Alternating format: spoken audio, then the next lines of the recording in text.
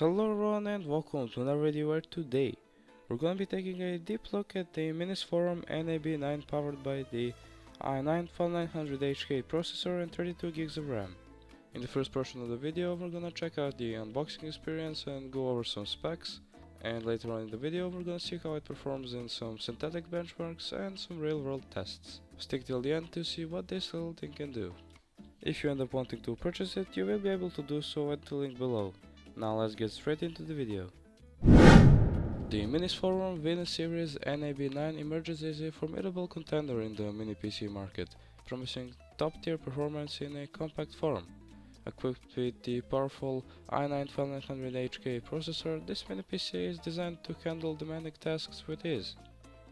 At the core of the NAB9 lies the Core i9-12900HK processor.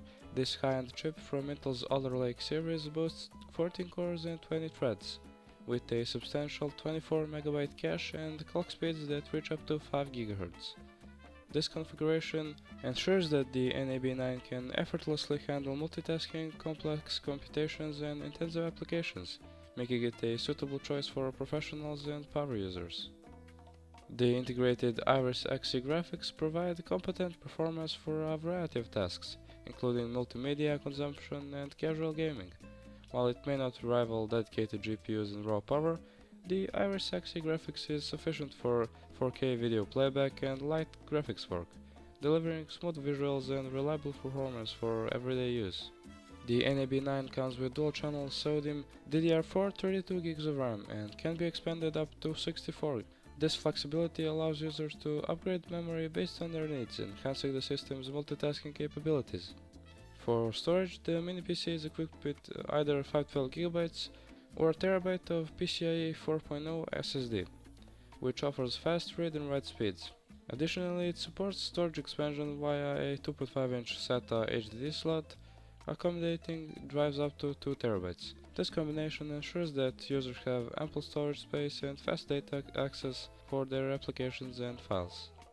It has excellent I/O featuring 2 HDMI ports for supporting 4K 60, 2 USB-C ports also supporting 4K 60, 4 USB 3.2 Gen 2 Type A ports, 3 USB 3.2 Type C ports with varying functionality including data transfer, display output and power delivery, 2 2.5 Gigabit Ethernet ports for high-speed wired networking, and a 3.5mm combo audio jack.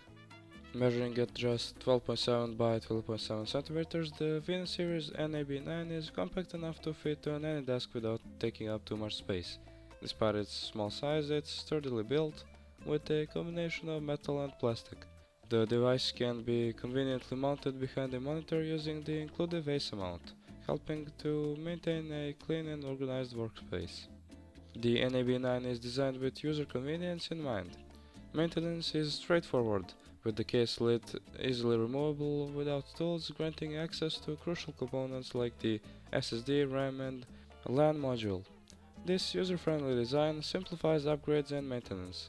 The device also includes a 120-watt power supply, HDMI cable and a connection cable for a 2.5-inch storage drive, ensuring users have everything needed to get started right out of the box. The MINISFORUM Venus series NAB9 stands out as a powerful and versatile mini PC, suitable for a wide range of professional and personal applications. With its robust Intel Core i9-12900HK processor, expandable memory, comprehensive connectivity options and compact, durable design, the NAB9 offers an excellent balance of performance and convenience. Whether for office work, content creation, or home entertainment, the NAB9 delivers a reliable and efficient performance, making it a valuable addition to any tech setup. Now onto some glamour shots, and later on we're gonna see how it performs.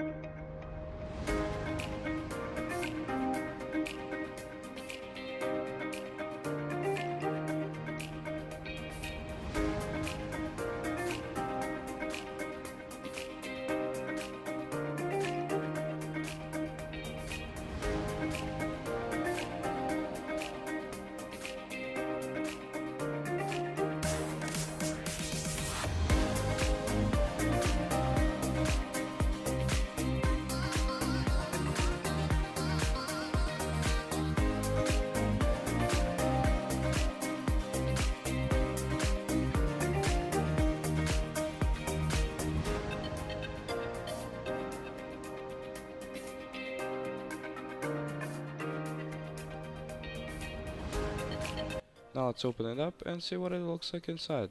As you can see, it opens up super easily by clicking down on the two bottom corners of the lid, and voila, there it is.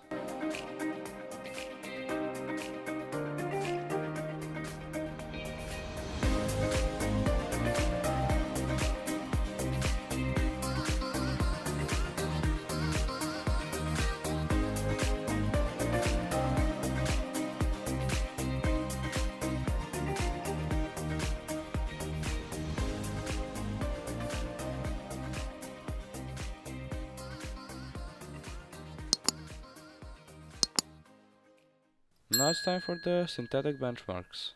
First up, we've got the Cinebench R23 multi-core CPU benchmark, where it reaches a score of 12,700. This is after a 10-minute loop of the benchmark, but it is worth mentioning that on the first run it scores 15,000, which is incredible. But unfortunately, as with most mobile Intel chips, it throttles down almost immediately, hence the way lower score after the 10 minutes.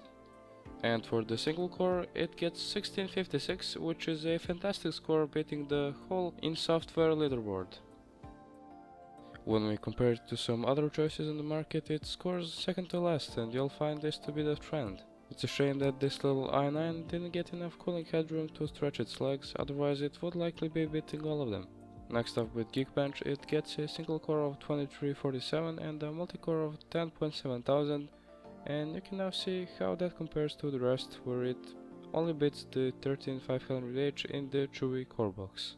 Do keep in mind that bare bones it only costs $360. Now for the GPU tests, the Geekbench OpenCL scored 15.4K and the Vulkan scored 18.5. These are respectable scores, but it wasn't enough to break through the second to last status. It will be interesting to see how it will perform in games. Now it's time for some 3D mark. In Night Raid, it gets 20,500 on the GPU and 13.6 on the CPU.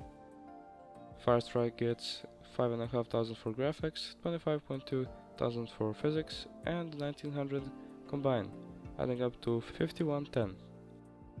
Finally, TimeSpy gets a score of 1840, which consists of 10.6 thousand for the CPU and 1600 for the graphics. It once again solidifies its place of second to last when compared to other choices on the market. Of course, this doesn't mean it's bad, it's just that we haven't tested a wide range of devices, and most on this list are high-end and more expensive than the NAB9. Now let's see some gaming benchmarks, starting out with Red Dead 2. At 1080p native with the low preset and texture set to ultra, it can't quite reach 30, and you're instead better off with locking it to a cinematic 24 frames per second. I wouldn't play like this myself.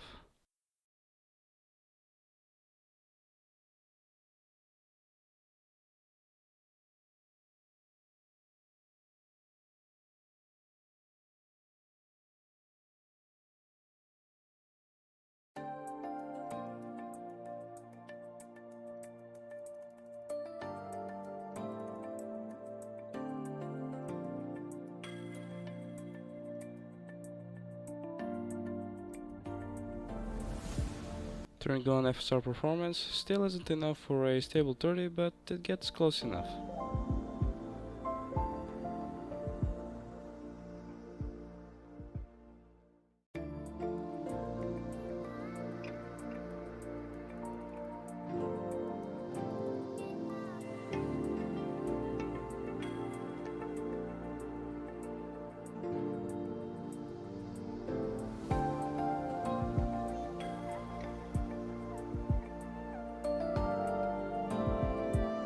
.900p native once again drops below 30, but it doesn't drop under 26, so it's still better than the native 1080p.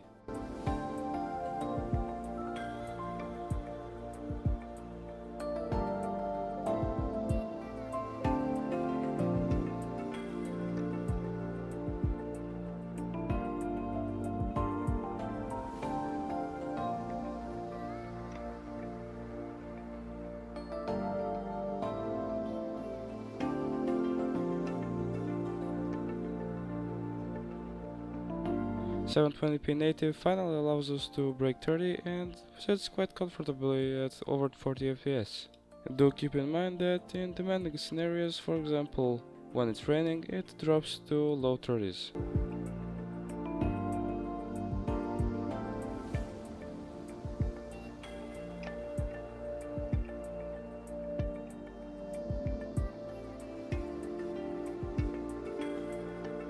Turning on FSR quality doesn't seem to do much, but it makes the experience a bit more stable.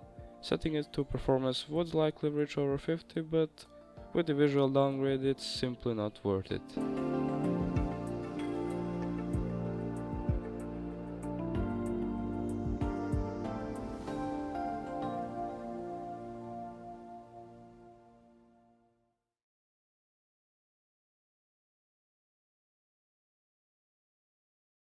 Now it's time for some Forza Horizon 5, and at native 1080p low with 2x MSAA it sits comfortably around 40 fps.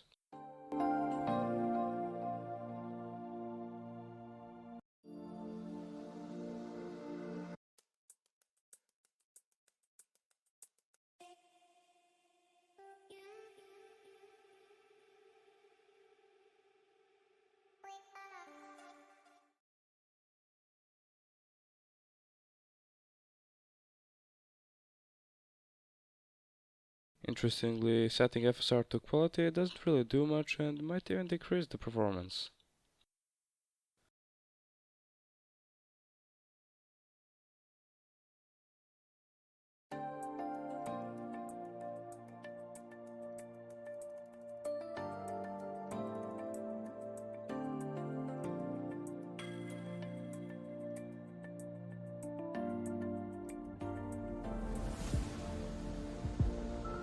The story is the same with XCSS.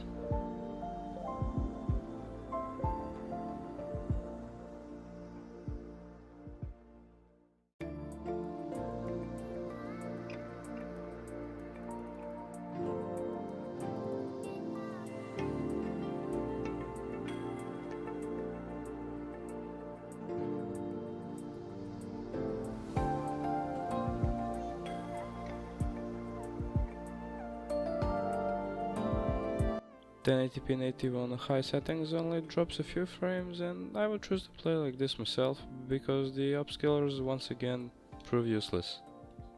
This weird phenomenon may be caused by the lack of allocated VRAM, which I tried changing in the BIOS and failed due to how bare bones it was. There was simply no option in it.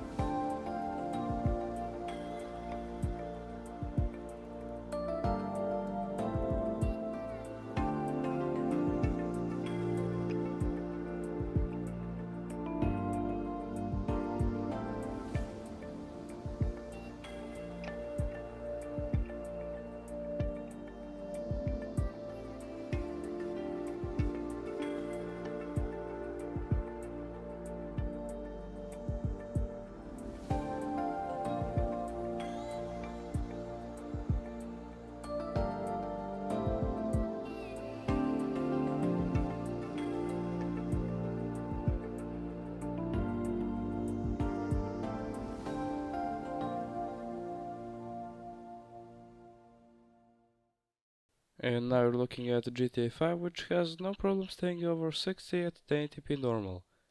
It always surprises me how old this game is, yet it still manages to have such great visuals, though it is starting to show its age.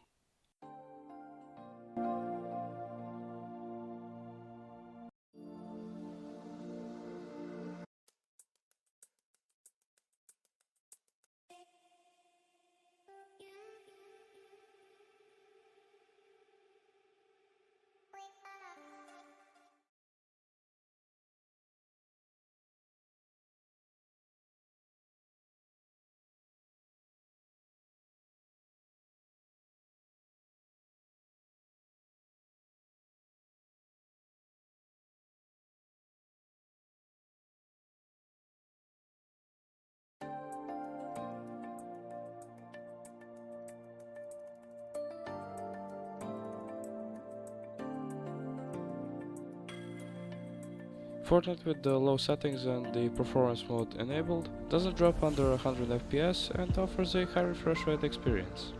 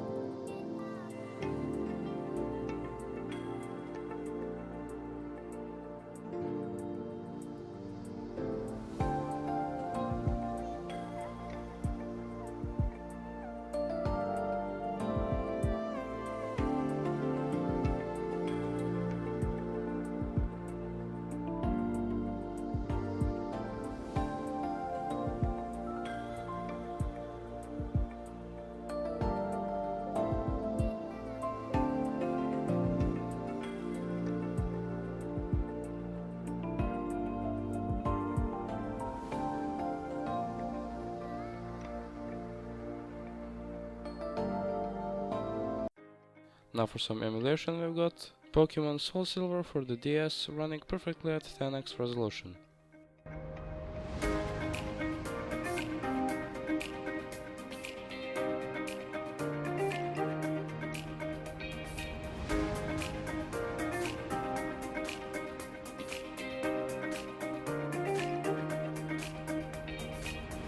For Nintendo 3DS, we've got Lego Ninjago Shadow of Ronin running at 8x resolution at a locked 60.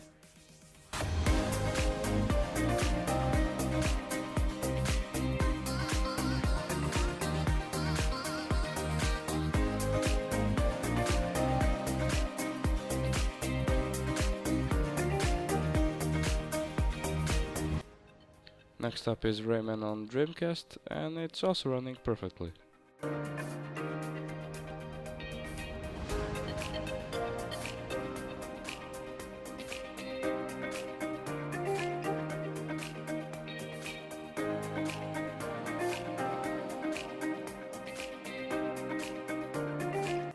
Zelda Wind Waker at 3x resolution on the GameCube is running also perfectly at a locked 30 FPS.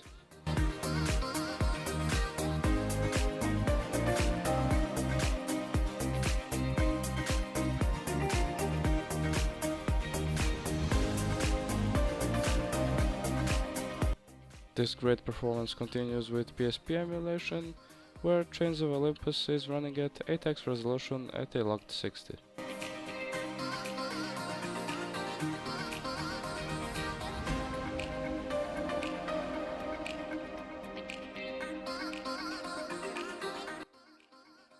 Now for something a little bit more modern, View emulation at 1x is also running at a locked 60.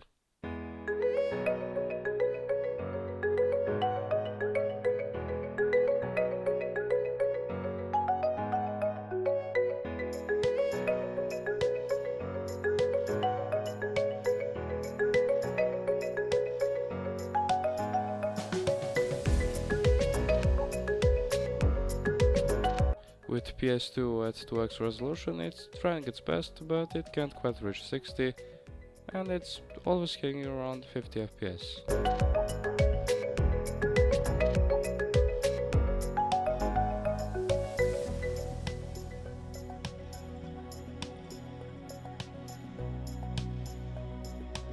Quick disclaimer that we do not condone piracy, and all the games we tested have been purchased previously.